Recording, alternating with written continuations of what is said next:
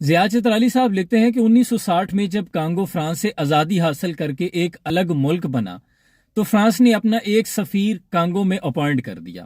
اب سفیر صاحب اپنے دفتری معاملات سے ایک روز فارغ ہو کر جنگل میں شکار کی غرض سے نکل گئے۔ سامنے سے انہوں نے ایک قبیلے کو آتے دیکھا، وہ جو ان کا ایک روایتی انداز ہوتا ہے، اور ڈھول تاشے بجاتے ہوئے انہوں نے آ کے سفیر صاحب کو گھیرے میں لے لیا۔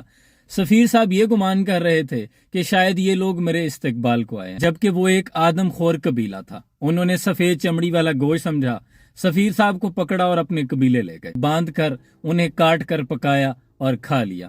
یہ بات جب فرانس تک پہنچی وہ تو آگ بگولا ہو گئے۔ انہوں نے کانگو پر $1,000,000 کا جرمانہ عائد کر دیا۔ اب کانگو پہلے ہی ایک نیا آزاد ملک بنا تھا، تو ان کے پاس تو خزانے میں کچھ بھی نہیں تھا، یوں کہہ لیں کہ سر منڈواتے ہی اولے پڑے۔ اب کانگو کو یہ بات سمجھ میں نہیں آ رہی تھی کہ یہ جرمانہ کہاں سے ادا کریں، لیکن ادھر سے بڑا پریشر بھی تھا۔ اب کانگو نے جیسے تیسے کر کے ایک خط لکھا۔ خط میں کیا لکھتے ہیں کہ ہم آپ کے سفیر کے اس طرح بے ایمانہ قتل پر بڑے شرمندہ ہیں اور ہم اس پر اظہار تعزیت یعنی افسوس کرتے ہیں، لیکن چونکہ ہم ابھی آزاد ہوئے ہیں تو ہم اتنا بھاری جرمانہ تو ادا نہیں کر سکتے۔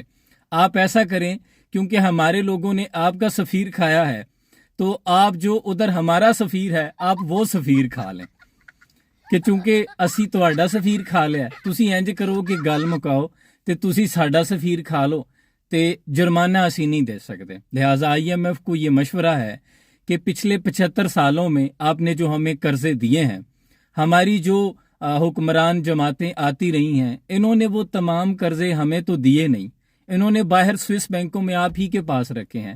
آپ ایسا کریں کہ ہم نے آپ کا قرضہ کھایا ہے، آپ ہمارے وہ باہر رکھے ہوئے پیسے کھا لیں، لیکن ہمارے پاس دینے کے لیے اب سود یا قرضے جو ہم نے لیے ہوئے ہیں وہ واپس کرنے کے لیے ہمارے پاس سکت نہیں ہے، چونکہ خزانہ خالی ہے۔ بہترین تجویز یہی ہے، ہم نے آپ کا قرضہ کھایا ہے، آپ ہمارے باہر پڑے ہوئے وہ پیسے کھا لیں اور ہماری جان چھوڑ دیں۔ عذرائے تفنن، سلام پاکستان، مسکراتے رہیں۔